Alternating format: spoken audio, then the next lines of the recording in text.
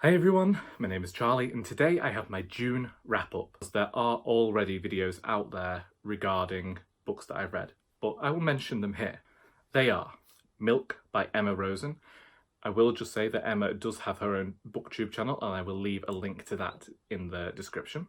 Life Thinly Sliced by Patrick Prinsloo. Fractured Blood by Michael Tetzlaff. Black Leopard, Red Wolf by Marlon James. The Strawberry Thief by Joanne Harris. The next book that I read was the Ladybird book of the Grandparent, and this came into work. I actually read the entirety of the book whilst the kettle boiled, and it's humorous. I went round the shop and showed certain humorous anecdotes to people. It's nothing special, it's an anecdotal book that will make you laugh and give you some nostalgia about the Ladybird books of yore. Next, I finished listening to Small Gods by Terry Pratchett. I didn't like this one. I couldn't really tell you much of the plot because, apart from it following this character or brother who ends up meeting the god in the form of a tortoise or a turtle. And then there begins this discussion of religion in the Discworld. And frankly, of all the books, this bored me the most. I was disinterested whilst I was listening to it.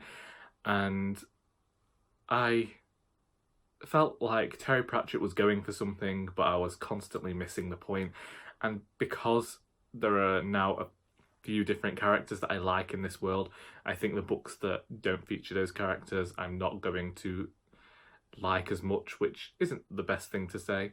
Maybe this will change, but this wasn't the book for me. However, I do think that it's a good starting point for someone who wants to get into the Discworld because it doesn't feature characters that appear in any of the other series within the Discworld itself. I read Assassin's Fate by Robin Hobb. This is the final book in the Fitz and the Fool trilogy. To tell you about the plot behind this book, I would have to spoil the other books in the series. However, I will say I think that this is a fantastic finale. I knew where this book would go from the title, and I was constantly wary of that and scared about where this book was going to go. This book definitely has pace, it has all of the things you expect, and I liked seeing characters from Hobb's other stories turn up in this book because it did have this definite stamp of the end on it. And even if she does write other books in future set in this world, I'm happy for the story to have ended here. And I was pleased that 3 years to the day of me finishing Assassin's Quest, I finished Assassin's Fate. I liked that symmetry. And finally, I read This Is Going to Hurt by Adam Kay. This is the diary of a doctor from 2005 to 2010 when he eventually quits the NHS. That isn't a spoiler, he tells you about it himself in the introduction.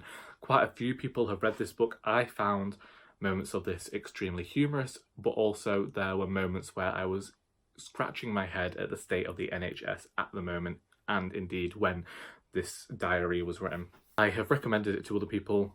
I will probably reread it in future.